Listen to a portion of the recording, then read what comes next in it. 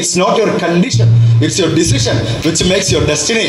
നമ്മുടെ വിധി നിർണ്ണയിക്കുന്നത് നമ്മുടെ കണ്ടീഷൻ മലയാളം എന്താ പറയുക, നമ്മുടെ അവസ്ഥകളല്ല. അവസ്ഥയിൽ മക്കളെ നോക്കിയേ, അവസ്ഥയിൽ നമ്മളെടുക്കുന്ന തീരുമാനങ്ങളാണ്.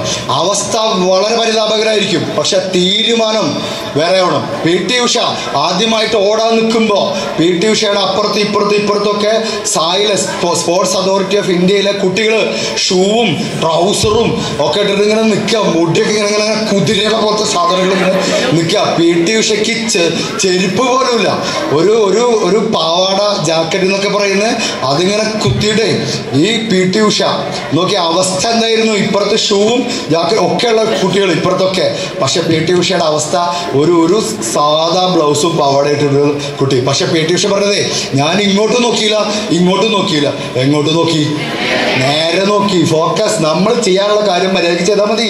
അന്ന് ഒറ്റ ദിവസത്തെ ഫൈനലിൽ നിന്ന് 6 സ്വർണ്ണം അടിച്ചിട്ട് പി ടി ഉഷ കയറിയത്. അന്ന് പി ടി ഉഷ കയറിയത് മാത്രമല്ല, ഇങ്ങനെ ഇരുന്ന ആള് ബാക്കിയുള്ള കുട്ടികളൊക്കെ അസൂയയോടും സ്നേഹത്തോടും കൂടി എടുത്ത് പൊക്കിയിട്ടാണ് കൊണ്ടുവരുന്നത്. പി ടി ഉഷ നമുക്ക് ഷൂ ഇല്ല എന്നുള്ളതൊന്നും അവിടെ പ്രശ്നമല്ലോ, നമ്മൾ ചെയ്യാനുള്ളത് ചെയ്താൽ മതി. ചിലപ്പോൾ വീട്ടിലെ അവസ്ഥ പ്രശ്നമാവും. വീട്ടിൽ അച്ഛനും അമ്മയും വഴക്കൂടുന്നവരുണ്ടാവും, കുടിക്കുന്നവരുണ്ടാവും. അല്ലെങ്കിൽ അച്ഛൻ കുടിയനായി മാറിയ ഒരു മോനുണ്ടാവും, അച്ഛൻ കുടിയനായതുകൊണ്ട് കുടിക്കാത്തൊരു മോനുണ്ടാവും.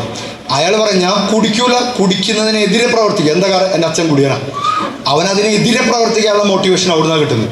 ഇവന് കുടിക്കാനുള്ള മോട്ടിവേഷൻ അവിടുന്ന് കിട്ടുന്നത്. തീരുമാനിക്കേണ്ടത് നമ്മളാണ്.